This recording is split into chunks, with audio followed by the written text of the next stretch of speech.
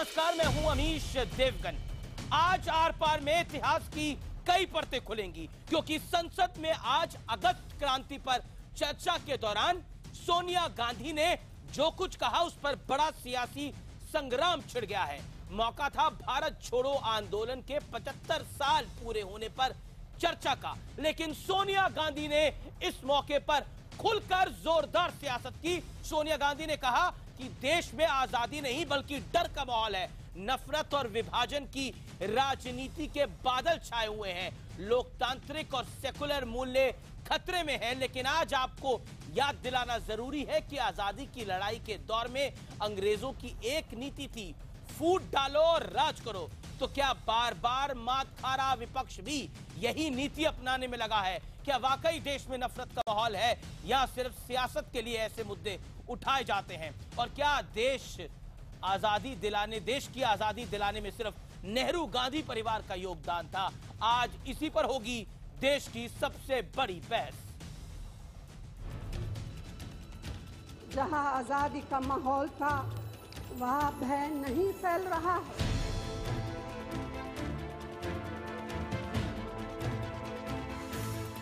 संसद में भारत छोड़ो आंदोलन के 75 साल पूरे होने पर चर्चा हो रही थी और इसी चर्चा के बीच सोनिया गांधी ने मोदी सरकार से लेकर आरएसएस तक के खिलाफ सियासी मोर्चा खोल दिया।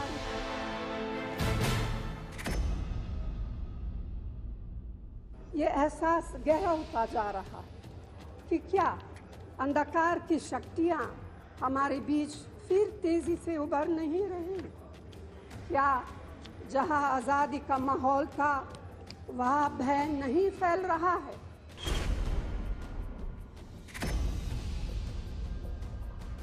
ऐसा लगता है कि इस दृष्टि पर आज नफरत और विभाजन की राजनीति के बादल छा गए हैं। सोनिया के निशाने पर राष्ट्रीय स्वयंसेवक संघ भी आ गया। हमें यह नहीं भूलना चाहिए कि उस दौर में ऐसे संगठन और व्यक्ति भी थे जिन्होंने भारत छोड़ो आंदोलन का विरोध किया था। इन तत्वों का हमारे देश को आज़ादी दिलाने में कोई योगदान नहीं रहा। सोनिया जी को अभी भारत का इतिहास पढ़ना पड़ेगा। शायद जिन्होंने भी उनकी स्क्रिप्ट बनाई है शायद सोच समझ के नहीं बनाई। जिन संगठनों ने, इसमें आरएसएस शामिल है, अंग्रेजों का साथ दिया, आज सबसे ज्यादा वही चला रहे हैं भारत में। इससे सोनिया गांधी बिल्कुल सही है कि भारत को तोड़ने की कोशिश की जा रही है। इटली में जाकर के देखना चाहिए, वहाँ अच्छा दिखाई देगा। यहाँ तो उसको अंधकार दिखाई दे रहा, वहाँ उजाला दिखाई देगा। वहीं ममता बनर्जी की पार्टी ने भी देश के लिए गर्व से इस बड़े मौके पर सियासत दिखा दी। ममता की पार्टी ने आज भाजपा भारत छोड़ो आंदोलन की शुरुआत की है।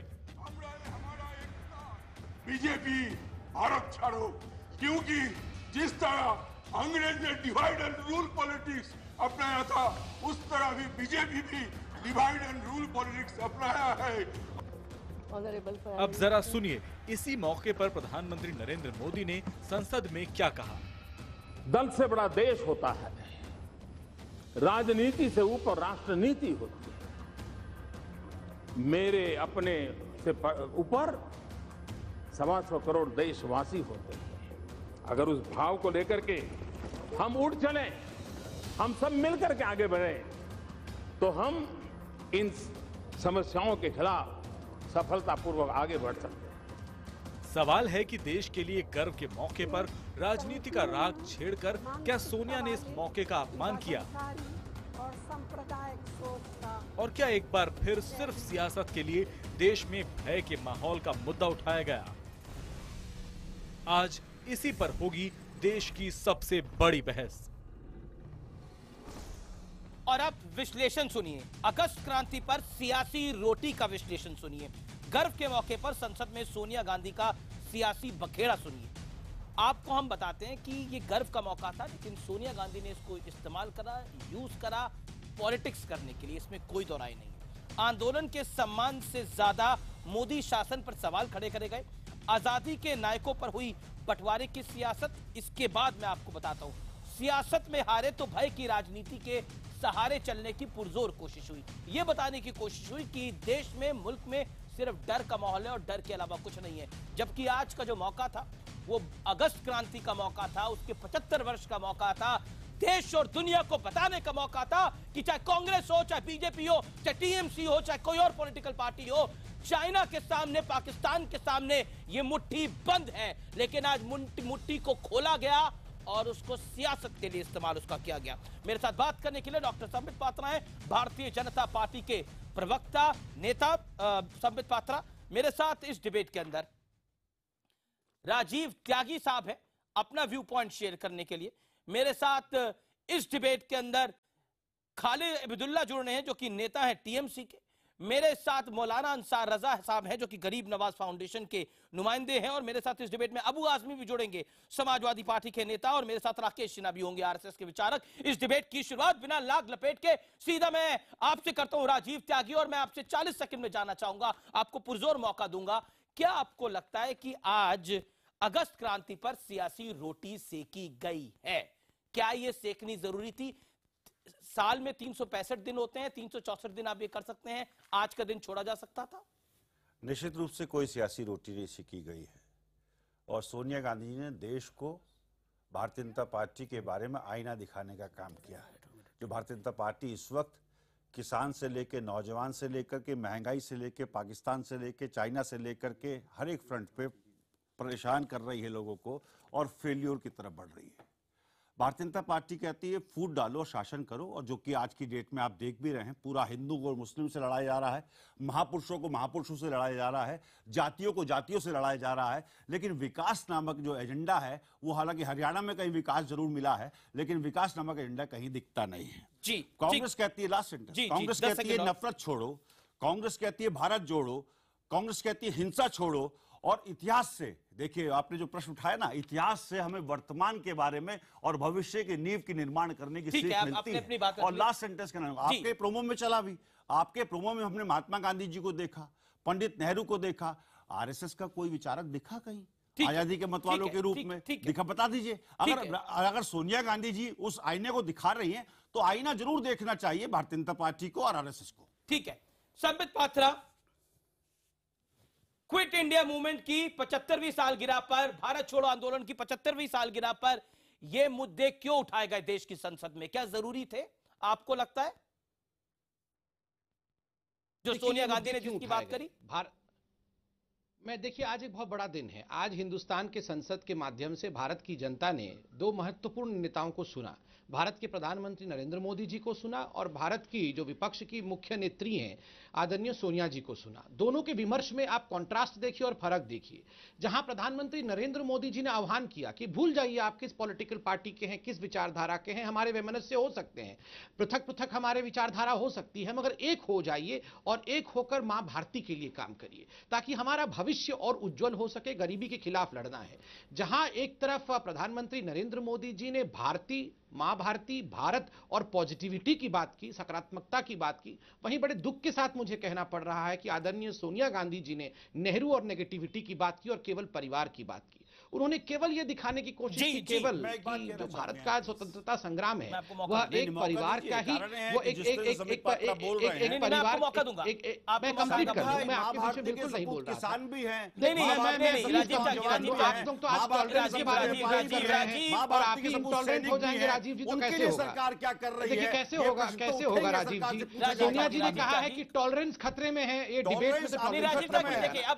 अब आप देखिए, डिबेट में तो टॉलरेंस रखना पड़ेगा ना, एक दूसरे को सुनना पड़ेगा। डिबेट में तो एक दूसरे को सुनना पड़ेगा। सोनिया जी कह रही है कि हम लोग एक दूसरे की बात को सुनना चाहिए और आप बोल रहे हैं नहीं बोलना चाहते हैं, बोल दीजिए। बिल्कुल नहीं बोलना चाहता। आप ऐसे भी इंटरव्यू करेंगे, डिबेट नहीं हो पाएगी। मेरी रिक्वेस्ट है Rajiv Tyagi, we have to be fair enough. ऐसे नहीं। Sambit Patra 20 second, make your point.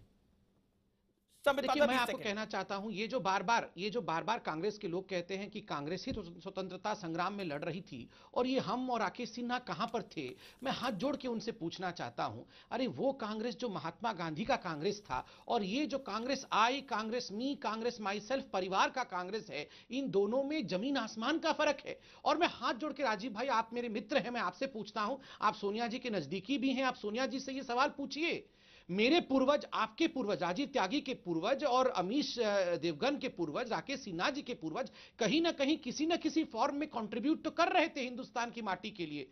Sonia जी के पूर्वज यूरोप में भारत के लिए कौन से जिले से लड़ रहे थे, ये बता दीजिए। सोनिया जी की सोनिया जी के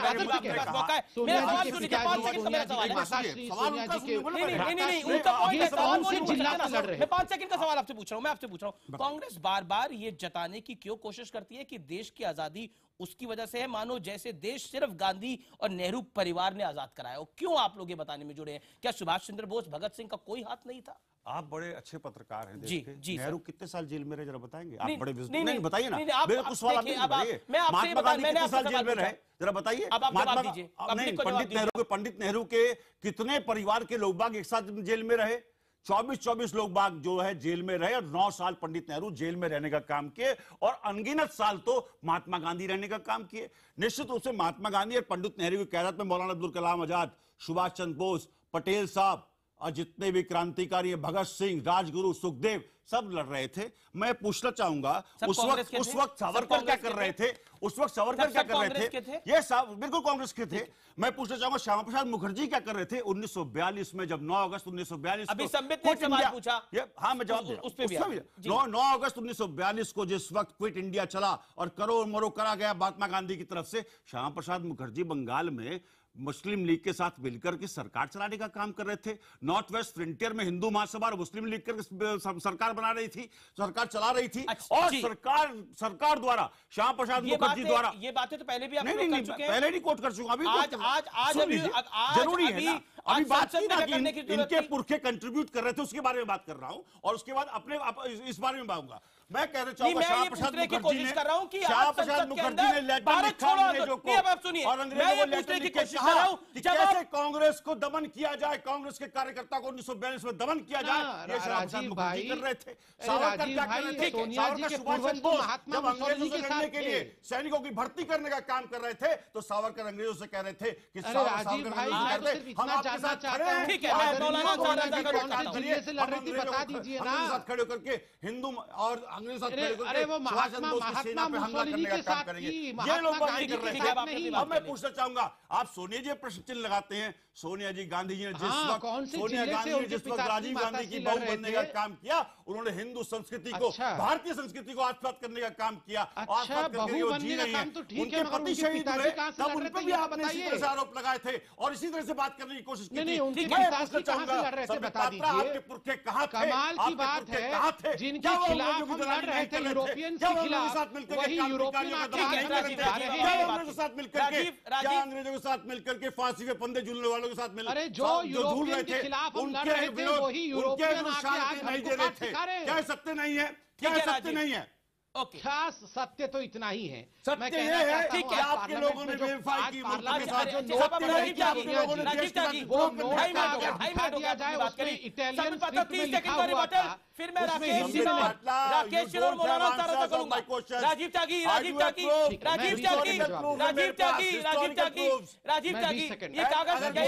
दिखाइए और पब्लिक का टाइम वेस्ट करिए। आपने अपनी बात करी से कोट कर देता हूं संबित पात्रा में क्यों? मैं 20 सेकंड में बिल्कुल आपको 20 सेकंड मिलेंगे। मैं इतना बोलिए संबित पात्रा, 20 सेकंड का मतलब। अमीश जी मुझे बहुत तकलीफ है इस बात की। मैं हाथ जोड़ के निवेदन करता हूं, हिंदुस्तान के पूर्वजों को गाली मत दीजिए कि मेरे पूर्वज और आपके पूर्वज कहीं से नहीं लड़ रहे थे। और वो भी गाली कौन दे रहा है? जो हिंदी स्क्रिप्ट नहीं पढ़ सकता है, जो हिंदी स्क्रिप्ट नहीं पढ़ सकता है, इटालियन में लिख के लाके संसद में पढ़ रही हैं, वो यूरोपियन हमारे पूर्वजों को गाली दे रही हैं। अरे मुसोलिनी के साथ उनका संबंध है, उनके पिताजी का, उनके माताजी का, उनके परिवार का। मुसोलिनी के परिवार से आके वो मेरे पूर्वजों के बारे में पूछने वाली कौन है? मैं ये सवाल पूछ रहा हूं। मैं आदर करता हूं सोनिया जी का, वो पार्टी के अध्यक्षा है कांग्रेस की। मैं आदर के साथ सवाल पूछ रहा हूं। नहीं, मैं जब ध्वजा प्रणाम आप करते हैं तो हिटलर को फॉलो करते हैं, ये कौन कर रहा है? आप हिटलर के वंशज इसमें अरे कहीं छोड़िए, गुजारा आप तो नहीं। मुसोलिनी के सोनिया परिवार गांधी के जी लोग ने हैं, आप ये जवाब की दीजिए। संस्कृति को आत्मसात करने का फासीवाद काम किया। फासीवाद और से जड़ से सोनिया जी आई है। फासीवाद के जड़ से सोनिया जी आई है। आप मुसोलिनी और सोनिया जी के परिवार के विषय में बताइए। नहीं, ये तरीका गलत है। ये दिल्ली पुलिस की फाइल से जो कहती है कि अंग्रेजों के साथ मिलकर आरएसएस क्या कर रहा था। मैंने भी निकाली है। नहीं, मैं तो सिर्फ छोटा सा पूछ रहा हूँ। अंग्रेजों के साथ मिलकर के आरएसएस के लोग कागज को हाईलाइट करके दिखा रहे हैं। ये क्या कागज है? ये क्या कागज है राजीव त्यागी? राजीव त्यागी ये क्या कागज है? दलाली कर रहे थे। नहीं देखिए, ये दिल्ली पुलिस की पुलिस फाइल है। दिल्ली पुलिस की पुलिस फाइल है। Tonight I will see sir, कौन सा पेपर है? दिल्ली पुलिस की पुलिस फाइल। आप प्रूफ करके दे रहे हैं। आप कौन सा प्रूफ करके दे रहे हैं? मैं कोट करूंगा। राष्ट्रीय स्वयंसेवक संघ दिल्ली पुलिस फाइल 100 मैं छोटा ब्रेक लेता हूं और ब्रेक के बाद वापस आ रहा हूं। मैं ब्रेक के बाद वापस आ रहा हूं। ये कौन सा पेपर है? आप देखिए राजीव त्यागी, आप लोगों को टाइम वेस्ट कर रहे हैं। आप मैं ब्रेक ले रहा हूं और ब्रेक के बाद मैं वापस आ रहा हूं। मैं ब्रेक के बाद इस डिबेट को जारी रखूंगा। छोड़ो सा अंतराल।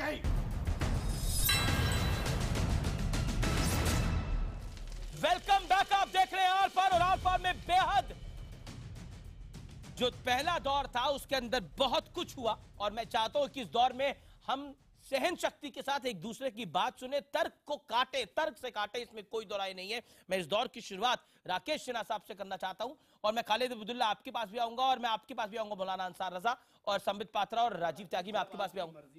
नहीं, हम लोग बैठे हैं, बहुत सब्र वाले इंसान हैं। नहीं, मैं सीधा रुख करता हूं राकेश सिन्हा का। राकेश सिन्हा, आज सोनिया गांधी ने जो कुछ संसद में कहा और ब्रेक से पहले कांग्रेस प्रवक्ता ने जो कुछ बातें बोली, उस पर आप क्या कहना चाहते हैं? क्या आपको लगता है जरूरी था जो सोनिया गांधी ने बात बोली संसद के अंदर आजादी भारत छोड़ो आंदोलन की 75वीं सालगिरह पर? नहीं, देखिए सोनिया गांधी जी ने जो कहा उस पर मेरी कोई नाराजगी नहीं है, क्योंकि उन्होंने अपना इतिहास बोध उसी इतिहास से बनाया है जो इतिहासकारों ने लिखा है, और ये इतिहास नेहरू गांधी परिवार से शुरू होता है और नेहरू गांधी परिवार में सीमित हो जाता है। मैं दो बातें कहना चाहता हूं। भारत की स्वतंत्रता आंदोलन जिसका नेतृत्व कांग्रेस कर रही थी और हम कांग्रेस के नेतृत्व में लड़ रहे थे, उसकी एक खास विशेषता थी। यह सिर्फ साम्राज्यवाद के खिलाफ लड़ाई नहीं थी, यह फांसीवाद और नाजीवाद के खिलाफ लड़ाई थी। हम उस वक्त चाहते तो फासिस्टों और नाजियों से संबंध रखकर अंग्रेजों को पानी पिला सकते थे, लेकिन हमने एक सैद्धांतिक दृष्टि अपनाया। इसके लिए कांग्रेस को श्रेय जाता है। इसलिए सोनिया गांधी जी पर यह प्रासंगिक सवाल बनता है। मैं संघ पर आऊंगा, बहुत संक्षेप में बताऊंगा। सोनिया जी से एक प्रासंगिक सवाल बनता है कि सोनिया जी एक राष्ट्रीय पार्टी का नेतृत्व कर रही हैं और राष्ट्रवाद के प्रति अपनी वो ममता दिखा रही हैं, उस विरासत को ले रही हैं, तो उनको यह बताना पड़ेगा कि उनका परिवार इटली में मुसोलिनी और फांसीवादियों के साथ था या उसका विरोध कर रहा था। मैं कोई आरोप नहीं लगा रहा हूं, देश की जनता जानना चाहती है, ठीक है, और उनका कर्तव्य बनता है। उन्होंने आज मुंह खोला, बहुत अच्छा लगा, बहुत दिनों के बाद बोली। अब आता हूं मैं संघ पर। दो बातें, एक छोटी सी बात मैं बता दूं, एक छोटी सी बात बता दूं, एक छोटी सी। देखिए मां की सेवा में श्रेय लेने की राजनीति नहीं होती है। चार बेटे अगर मां की सेवा करते हैं तो अपनी डायरियों में नहीं लिखते हैं। हमने वह राजनीति अपनाई कि हम भारत माता की स्वतंत्रता के लिए लड़ेंगे, लेकिन श्रेय नहीं लेंगे। और मैं, राजीव जी, आप एक विद्वान व्यक्ति हैं, कांग्रेस फॉरवर्ड ब्लॉक के लिए जिम्मेदार नहीं हो सकता है, फॉरवर्ड ब्लॉक कांग्रेस के लिए जिम्मेदार नहीं हो सकता है। अंसार रजा साहब बैठे हुए वो टीएमसी के नेता के लिए जिम्मेदार नहीं हो सकते हैं। हिंदू महासभा पर डिबेट करेंगे, मैं अलग से करूंगा। हिंदू महासभा के आईने में राष्ट्रीय स्वयंसेवक संघ को देखने की जो इतिहास दृष्टि है वो विकृत दृष्टि है। राष्ट्रीय स्वयंसेवक संघ, यदि सावरकर हमारे नेता होते, श्यामा प्रसाद मुखर्जी नेता होते, तो डॉक्टर हेडगेवार संघ की स्थापना नहीं किए होते। मैं आपको 10 सेकंड की टिप्पणी अलाउ इसलिए संघ को संघ के रूप में देखिए, संघ की भूमिका में देखिए। संघ और हिंदू महासभा पर अलग से विमर्श हो सकता है, अलग से डिबेट हो सकता है। राजीव जी, आप इतिहास को पढ़ते हैं, इतिहास को इतिहास की नजरों से देखिए, इतिहास को वर्तमान की नजरों से नहीं देखिए। Rajiv counter point. देखिए, जो मेरे बड़े भाई ने कहा कि डायरीज को कोट नहीं करना चाहिए, leaves from a diary Shyama Prasad Mukherjee की लिखी हुई है, कोई कांग्रेसी नेता की तो नहीं लिखी हुई है। लीज फ्रॉम अ डायरी में जब वो कहते हैं कि कैसे अंग्रेजों, अरे मैंने प्लीज, अब मैं बीच में नहीं बोला था, आपके बीच में नहीं बोलूंगा, प्रॉमिस है मेरा आपसे, आप मेरे बीच में बोलिए। 20 सेकंड दीजिए। हाँ, मैं बहुत स्पष्ट कहूं, श्यामा प्रसाद मुखर्जी ये बताते हैं अंग्रेजों को कि हम कैसे 1942 का कांग्रेस का आंदोलन कर्म करेंगे।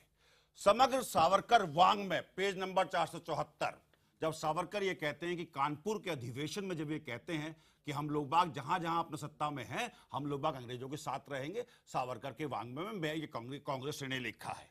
इसके बाद अगर आप गोलवलकर का श्री गुरुजी समग्र दर्शन पढ़ेंगे पेज नंबर 41 से लेकर के 42 तक, तो निश्चित रूप से गोलवलकर साहब को पा जाएंगे कि जब आरएसएस के बहुत सारे लोग बाग चाहते थे कि आरएसएस आंदोलन में कूदे, उस वक्त गोलवलकर साहब ने रोका और उसके साथ साथ हेडगेवार साहब ने रोका। और लास्ट सेंटेंस, जब सुभाष चंद्र बोस का मामला, सुभाष चंद्र बोस जी जो महान क्रांतिकारी, महान सेवक थे भारत माता के,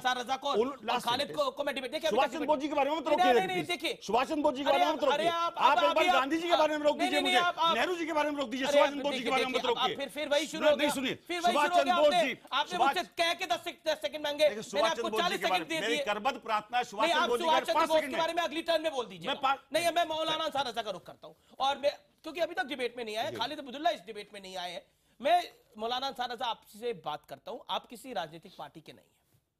भारत छोड़ो आंदोलन के 75 साल पूरे होने पर जो भाषण सोनिया गांधी ने दिया, क्या वो भाषण सही है? क्या वो भाषण सही था? मैं आपसे सीधा सवाल पूछता हूं। अमित जी, मैं एक शेर से अपनी बात को शुरू करता हूं। हमारे देश के माननीय प्रधानमंत्री साहब और मोहतरमा सोनिया गांधी साहिबा, इन दोनों लोगों के भाषण को आप सामने रखिए, दोनों के आपने सुनाए। ये सोनिया गांधी की बुराई बर्दाश्त करने को तैयार नहीं, और मोदी साहब की बुराई बर्दाश्त करने को तैयार नहीं। देश कहां जा रहा है इससे कोई लेना देना नहीं है। सोनिया गांधी के बारे में बोला, मैं जवाब दूंगा। प्रधानमंत्री के बारे में बोला, मैं जवाब दूंगा। ये हो रहा है बीजेपी कांग्रेस में। मैं आईना हूं, दिखाऊंगा दाग चेहरे के, मैं आईना हूं, दिखाऊंगा दाग चेहरे के, जिसे बुरा लगे वो सामने से हट जाए। अभी डॉक्टर संबित पात्रा साहब ने, बहुत दानिश्वर आदमी, अभी इन्होंने कहा कि देश के प्रधानमंत्री ने कहा है कि आज हमें पार्टी नहीं देखना चाहिए, देश देखना चाहिए। ये क्या हो रहा है? टीएमसी कह रही भाजपा बचाओ देश, भाजपा हटाओ देश बचाओ, बीजेपी कह रही कांग्रेस हटाओ देश बचाओ। ये क्या हो रहा है? कौन आजादी की बात कर रहा है? आज का दिन इसलिए था, ये 9 अगस्त हिंदुस्तान की तारीख का वो सुनहरा दिन है। आज के दिन तो हिंदुस्तान के घर घर में घी के चिराग जलाने चाहिए थे पार्टियों को। आज के दिन तो मैसेज जाना चाहिए था पाकिस्तान और चाइना को कि आज के दिन वो चीज चाइना को, आपने बात की कि चाइना की बात आज होनी चाहिए। कल कहां गई थी चाइना की बात, जब एक सीट के लिए जंग हो रही थी इसी हिंदुस्तान में, एक सीट के लिए जंग लड़ी जा रही थी। ये सियासत है, और हम 9 अगस्त को आजादी का दिन मना रहे हैं कि साहब हमने आज से क्रांति शुरू की थी। नहीं, खुदा के वास्ते देश को ऐसी जगह पे मत ला करके। ठीक है, मैंने आपसे सवाल पूछा, सोनिया गांधी का भाषण जरूरी था जो उन्होंने बोला? देखिए, सोनिया गांधी जी ने क्या बोला, मोदी जी ने क्या बोला, ठीक है, आप उस पर नहीं टिप्पणी करना चाहते? बिल्कुल, कोई मतलब ही नहीं। मैं सीधा खालिद अब्दुल्ला का रुख करता हूं, फिर संबित पात्रा में आपकी बात आता हूं। अबू आजमी भी मेरे साथ जुड़ गए हैं। मैं खालिद अब्दुल्ला आपसे पूछता हूं, देश भारत छोड़ो आंदोलन की 75वीं वर्षगांठ मना रहा है और आप कह रहे हैं बीजेपी भारत छोड़ो। कैसे? सिर्फ अपने पॉलिटिकल फायदे के लिए देश जरूरी है या टीएमसी और ममता बनर्जी जरूरी है? बताइए। 1942 में क्विट इंडिया का जो स्लोगन था, गांधी जी के अगुवाई पे बहुत सारे पूरे भारत के लोग उसके साथ जुड़ गए थे। मुझे बड़ी खुशी होती है कि आज के दिन में हमारे प्रधानमंत्री ने भाषण दिया और उन्होंने अपनी जबान से ही अपनी एक वाणी निकला बापूजी का। मुझे बहुत अच्छा लगता है ये सुनने में कि जब उन्होंने कहा कि बापूजी और गांधी जी की बात बहुत कही। अच्छा, खालिद अब्दुल्ला, आजादी को तो कम से कम, भारत छोड़ो आंदोलन को तो राजनीति से छोड़ दीजिए। आज के दिन 9 अगस्त के दिन भारत छोड़ो आंदोलन हुआ था, आप कह रहे हैं बीजेपी भारत छोड़ो। उसके बाद आपकी पार्टी का एक इतिहास है, आपने खुद कांग्रेस आई को छोड़ा है, आपकी नेता ने कांग्रेस आई को छोड़ा है, और किस बिना पे छोड़ा है मुझे रिपीट करने की जरूरत नहीं है। आप बात करने दे, आप अमित देवगन जी, आप मुझे बात करने दे, आप बताने दे। मैं बता रहा हूं कि जब आपके जबान से यह बात निकलती है बापूजी, और चंद दिनों पहले आपने ही, आपके बीजेपी और आरएसएस के लोग ने ये गांधी जी की हत्यारों को मूर्ति बना के उसकी बड़ी बड़ी प्रतिमा बनाने की बातें कर रही है। और ये लोग आज गांधी जी की बातें करते हैं, कल गांधी जी के मारने वालों की प्रतिमा बनाते हैं। ऐसे लोगों की छवि आ गई है। आपने कहा कि पश्चिम बंगाल और भारत छोड़ो बीजेपी स्लोगन लगाई है ममता बनर्जी। मैं कहता हूं कि जो आज भारत में भाग करो, भारत को बंटवारे के लिए कांग्रेस छोड़ी थी, बीजेपी किस बात पे छोड़ी थी? आपको पता है? आपकी नेता ममता बनर्जी से पूछिए जरा। कांग्रेस कांग्रेस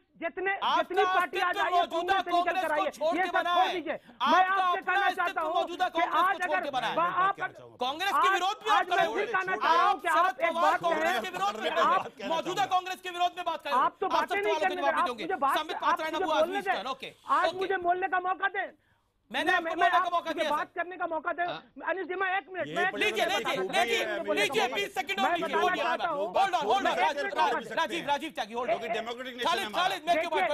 अगर भारत को भाग करना चाहता है, भारत को बंटवारा करने चाहता है, तो ऐसे पार्टी को मैं समझता हूँ भारत में रहने की कोई जरूरत नहीं है, उनको यहाँ से छोड़ने की भी जरूरत है। और यही स्लोगन ममता बनर्जी ने दिया है कि भारत को बांटने नहीं देंगे, भारत को बंटवारा से हम रोकेंगे। इसलिए कहीं ममता बनर्जी के भारत छोड़ो आंदोलन बीजेपी का होना चाहिए, बीजेपी को हटाना चाहिए, क्योंकि वो भारत में बंटवारे की राजनीति कर रही है।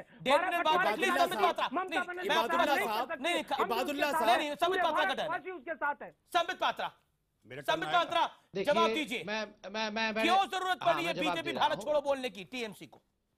अच्छा मैं जवाब देता हूं। मैं टीएमसी के प्रवक्ता से एक सवाल पूछता हूं। ये टीएमसी के माइनॉरिटी मोर्चा के हैं, जहां तक मुझे मालूम है। आप ही के माइनॉरिटी मोर्चा के एक व्यक्ति जो कि अब विधायक है, जिनका नाम है बॉबी हाकिम जी ने अपने चुनाव के समय अपने कॉन्स्टिट्यूएंसी का नाम किया दिया था, आप भी सब लोग जानते हैं। उन्होंने कहा था ये मेरा कॉन्स्टिट्यूएंसी है और इसको मैं मिनी पाकिस्तान कहता हूं, और भारत छोड़ के हम चले जाएं, वो अपने कॉन्स्टिट्यूएंसी को मिनी पाकिस्तान कहें। और अभी मैं खालिद साहब को कहूंगा कि अगर 1942 में वंदे मातरम का नारा महात्मा गांधी जी ने लगाया था, पूरा हिंदुस्तान वंदे मातरम के इस नारे के साथ गांधी जी के पीछे थे। आप पहले मेरे साथ वंदे मातरम बोलिए, फिर 1942 पे डिबेट करिएगा। आप मेरे साथ वंदे मातरम बोलिए वंदे मातरम, बोलिए वंदे मातरम। आपको तो वंदे मातरम भी नहीं बोला जाता है, आप हमको बाहर निकाल रहे हैं। आपको बाहर जाना चाहिए देश से। जो देश में वंदे मातरम नहीं बोल सकता, जो देश में जनगण मन नहीं बोल सकता, वो गांधी जी की बात क्या कर रहा है? आप मेरे साथ वंदे मातरम बोल के तो दिखाइए एक बार। अरे आप एक बार वंदे मातरम बोल के दिखाइए, वंदे मातरम बोल के दिखाइए मेरे साथ। आपको तो वंदे मातरम बोलने से परहेज है। आप क्या नेशनलिज्म पे बात कर रहे हैं? आप क्या राष्ट्रवादिता पे बात कर रहे हैं? खालिद अब्दुल्ला रुकिए, अबू आजमी को डिबेट में लेके आना चाहता हूं। करोगे तो वंदे मातरम है। अबू आजमी को डिबेट में लेके आना चाहता हूं। वंदे मातरम है। अच्छा आप लोग वंदे मातरम नहीं बोलना चाहते हैं, मगर आप लोग सब भारत की स्वतंत्रता और 1942 में बोलने के लिए डिबेट करने आ गए। कमाल है। ठीक है, वंदे मातरम नहीं चलेगा। अबू आजमी का ये कमाल है, ये कोई वंदे मातरम नहीं बोलेगा और ये डिबेट करेगा किस पे? भारत छोड़ो आंदोलन पे। बेहतर जीवन देना वंदे मातरम है। ठीक है, कर रही है भारतीय जनता पार्टी वंदे मातरम। तो ऐसी सर्टिफिकेट मुझे नहीं चाहिए। अरे खालिद अब्दुल्ला अब रुक जाइए, नहीं कोई मत बोलिए वंदे मातरम, हम अकेले बोल लेंगे, आप लोग बैठिए खाली। ये यहाँ पे आप लोग बैठिए, मत बोलिए वंदे मातरम, मगर 1942 भारत छोड़ो आंदोलन पे डिबेट मत करिए। फिर इस्लाम पे खतरा, उस पर डिबेट करिए। चलिए झंडे की भी बात करते हैं, वंदे मातरम की बात करते हैं। आप बैठिए डिबेट का टॉपिक मुसोलिनी का जवाब तो दिया नहीं अभी तक। संबित अब आपने अपनी बात रख ली। अबू आजमी में आपका रुख करता हूं। नहीं वो मुसोलिनी वाला जवाब नहीं दिया है। ठीक है आप एक दूसरे को दोनों नीचा दिखाओ। आप दोनों एक दूसरे को नीचा दिखाओ। कोई नीचा नहीं, सबके पूर्वज यहाँ लड़ रहे थे। मैं तो बोल रहा हूँ अबू आजमी के। राजीव त्यागी, मैं अबू आजमी का रुख करता हूँ। अबू आजमी, मैं बहुत संक्षेप में आपसे पूछना चाहता हूँ, जो कुछ आज संसद में हुआ, प्रधानमंत्री नरेंद्र मोदी ने भारत की बात करी और सोनिया गांधी ने पॉलिटिक्स की बात करी, क्या कहना चाहते हैं आप इसके ऊपर?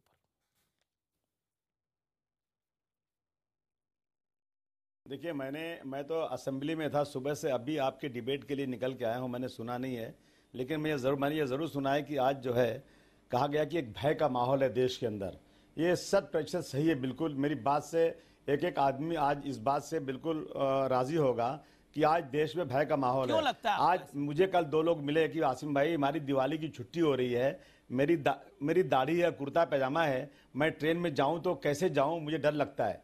मैं खाने के लिए क्या ले जाऊं क्या नहीं ले जाऊं, मुझे डर लगता है कभी मेरे ऊपर हमला हो जाएगा। अच्छा, आज ये कह रहे हैं वंदे मातरम पढ़ो, वंदे मातरम पढ़ो। अरे भाई गांधी जी का नारा था, आपको याद नहीं क्या? गांधी सुनिए जरा बात मुझे बोलने दीजिए जरा। आप ये बातें तो 365 दिन हो सकती है। नहीं, आप मेरी बात क्यों नहीं सुनते? आप आपकी बात सुनते हैं।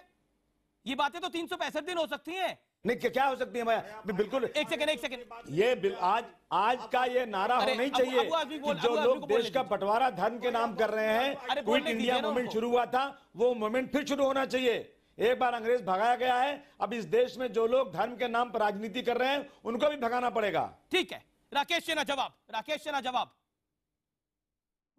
ये क्या बोल रहे हैं? हिंदुओं को देश से भगाना पड़ेगा? देखिए अबू आजमी हिंदुओं साहब को में एक देश बात से कहना- भगाना पड़ेगा, ये बोल रहे हैं अबू आजमी। मैं एक बात कहना- हिंदुओं के ठेकेदार नहीं हैं, आप हिंदुओं के ठेकेदार नहीं हैं। भगाना चाहते हैं। राकेश सिन्हा, आप अपनी बात कहिए। मैं अपनी बात रखूं। राकेश सिन्हा, आप हिंदुओं का मिस यूज करके सत्ता में रहना चाहते हैं। मैं इतनी बात कहना, मैं एक बात कह दूं अबू आजमी साहब, दुनिया जानती है कि आपने मुंबई में क्या करते हैं, किस प्रकार की राजनीति करते हैं। मैं आपका विश्लेषण नहीं करूंगा। मैं दो बातें यहाँ कहना चाहता हूँ सोनिया जी के संदर्भ में। आज बहुत अच्छा काम करता हूँ, हिंदू मुस्लिम प्रेम की बात करता हूँ कि भारत का इतिहास, भारत नहीं, आप सुन लीजिए ना, मैं कहाँ आपत्ति की, मैंने तो कहा मैं कुछ नहीं बोलूंगा। भारत का इतिहास होता है। अब तक उस इतिहास में क्या था? सुभाष चंद्र बोस को हाशिए पर रखा गया। अब तक उस इतिहास में क्या था? सोनिया जी को नहीं मालूम है कि ब्रिटिश सरकार, आज मैंने टाइम्स ऑफ इंडिया में एक आर्टिकल लिखा है, सोनिया कांग्रेस के लोग पढ़ लें, ब्रिटिश सरकार इस बात से डर रही थी कि राष्ट्रीय स्वयंसेवक संघ और Indian national army, Azad Hind फौज मिलकर उनके खिलाफ कहीं सशस्त्र संघर्ष न कर दे। और यह संघर्ष आप सुन लीजिए, सुन तो लीजिए। आपको मौका मिलेगा। भारत का इतिहास और इटली के इतिहास में एक अंतर है। सोनिया गांधी जिस वक्त इटली में थी उस वक्त फांसीवाद था, भारत फांसीवाद के विरोध में था। मैंने बार बार पूछा, राजू जी जवाब दीजिए। हिंद सेना का गठन कर रहे थे, आजाद हिंद फौज बनाने अरे का काम कर रहे थे, और सुभाष चंद्र बोस के राजीव जी 10 सेकंड मुझे 10 सेकंड और उन्होंने कहा कि आरएसएस के लोग एक बात जरूर कहना चाहता हूं कि मैं क्या कह रही हूं अमित पत्रा जी से मुझे 1 to 1 बात करने दीजिए। जिन कम्युनिस्टों ने 42 के आंदोलन में गद्दारी की, उसके साथ तो सोनिया गांधी, अमित पत्रा जी से मुझे 1 to 1 बात करने दीजिए। एक बार बोल देती सोनिया गांधी कांग्रेसों से, तुम माफी मांग लो 42 के आंदोलन में देश को धोखा देने के लिए, देश के साथ गद्दारी करने के लिए। राजीव जी आपको बताना चाहिए कांग्रेसों की क्या भूमिका थी, क्यों सीताराम येचुरी के साथ आप बैठते हैं, क्यों सीताराम येचुरी के साथ सोनिया गांधी का गठबंधन है। भगत सिंह मैं ब्रेक लेता हूं, मुझे लगता है मैं ब्रेक लेता हूं, ब्रेक के बाद वापस आता हूं।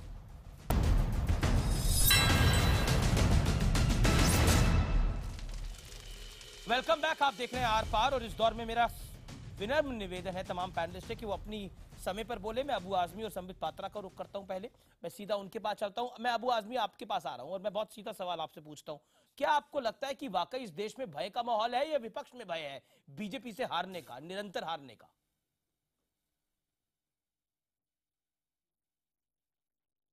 भाई आप देखिए, राजनीतिक पार्टियां छोड़ दीजिए, आम आदमी को भय है।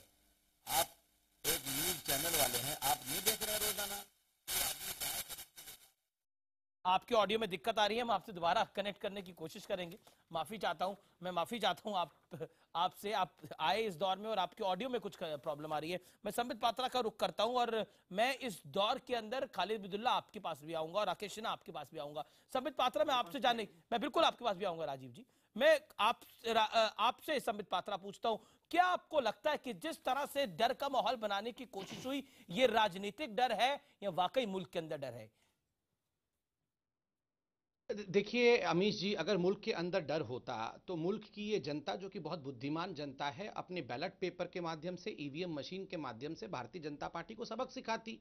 मगर जिस प्रकार से 325 सीट अभी हाल फिलहाल में उत्तर प्रदेश में दिया और बाकी राज्यों में मिला है, तो स्वाभाविक रूप से ये जो राजनीतिक डर का माहौल कुछ राजनीतिक पार्टी बना रही है, वो उनके अंदर का डर है जो वो देश के नाम थोपना चाहती है।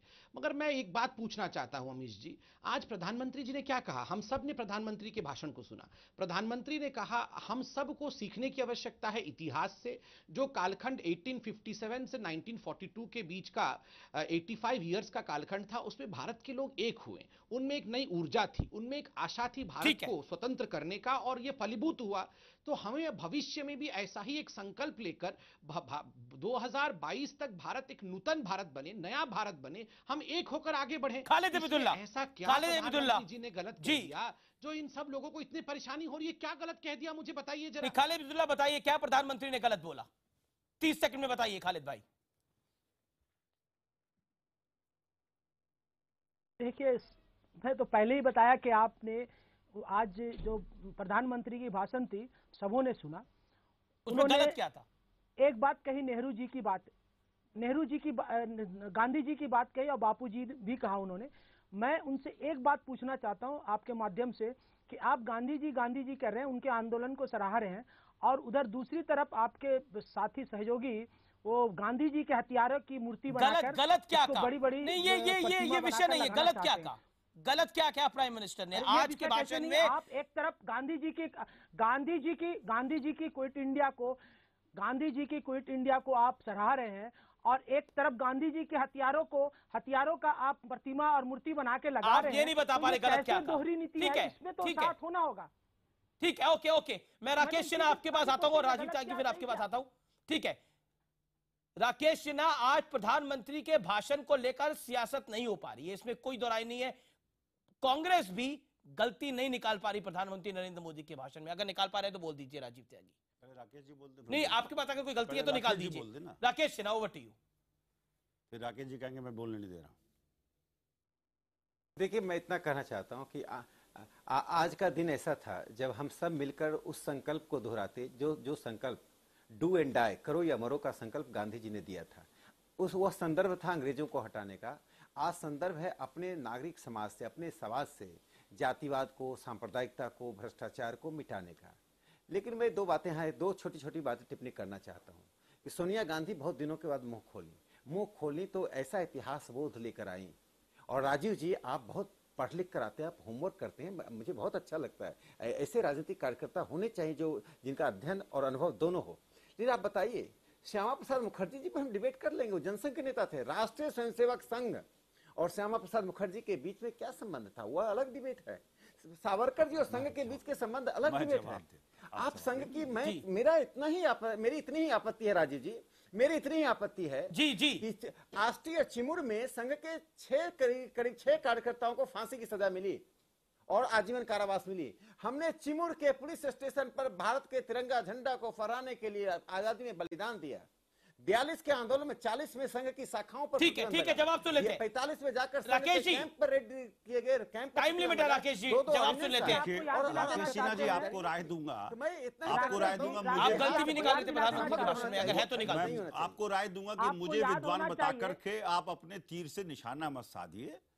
संघ के बारे में जो मैंने प्रमाण रखे हैं, सावरकर के वांग्मय से लेकर के, गोलवलकर के वांग्मय से लेकर के, सारी चीज कोट की है। प्रेजेंट पे आइए वर्तमान पे आता हूं। भारतीय जनता पार्टी भयभीत है, इसलिए वो कांग्रेस मुक्त भारत की बात करती है। कांग्रेस भयभीत नहीं है, इसलिए वो कहती है गरीब मुक्त भारत होगा, बेरोजगारी मुक्त भारत होगा, महंगाई मुक्त भारत होगा, किसान को दाम मिलने का काम होगा, मिलने का काम होगा। प्रधानमंत्री मोदी के भाषण में से गलती निकाल रहे थे। प्रधानमंत्री मोदी जी का जो भाषण है, प्रधानमंत्री मोदी जी का जो भाषण है वो ठीक ऐसे ही है कि जैसे कोई व्यक्ति झूठ का पुलिंदा पेश करे, तथ्यों के हिसाब से गलती निकाली। नहीं, ये जनरल भाषा है। देखिए, तथ्यों के ये तो पान की दुकान पे खड़ा हुआ व्यक्ति भी बोल देगा सर कि जिनके पास अपना बताने के लिए कुछ नहीं होता, वो दूसरों के पूर्वजों पे बात करने का काम करते हैं। अब आपको मेरा टाइम मिल गया। Sambit Patra final response, 20 second Sambit Patra दर से ग्रोथ कर रही है। संबित पात्रा फाइनल रिस्पांस, आखिरी दौर में बस आखिरी 20 सेकंड है। Sambit Patra, make your point. देखिए, गाड़ी जब चलाना होता है, देश रूपी गाड़ी को चलाना होता है, जब देश रूपी गाड़ी को चलाना होता है तो केवल रियर मिरर में देख के गाड़ी नहीं चलाया जाता है, आपको आगे भी देखना पड़ता है। प्रधानमंत्री आगे रोजगार पे गारंटी दे दीजिए, और मैं सोनिया जी से इतना पूछना चाहता हूं, शुक्रिया, अभी तक मुझे जवाब मिला नहीं कि सोनिया जी का परिवार, ठीक है, हर चीज की आप गारंटी मांग रहे हैं। बहुत बहुत शुक्रिया आपका इस डिबेट में पार्ट लेने के लिए। लेकिन भारत छोड़ो आंदोलन की 75वीं वर्षगांठ पर अगर तमाम पॉलिटिकल पार्टीज एक स्वर में बोलती, देश के लिए बोलती, तो ज्यादा अच्छा लगता। लेकिन क्या करें, अगस्त क्रांति में भी सियासी रोटियां सेकी जाती हैं और सेकी गई हैं आज संसद के अंदर। लेकिन ये बात सोचनी होगी, क्या ये जरूरी था? क्या ये जरूरी था? आज का निष्कर्ष यही है, क्या साल में एक दिन राजनीति को नहीं तिलाया जा सकता, छोड़ा जा सकता? फिलहाल आर पार में इतना ही।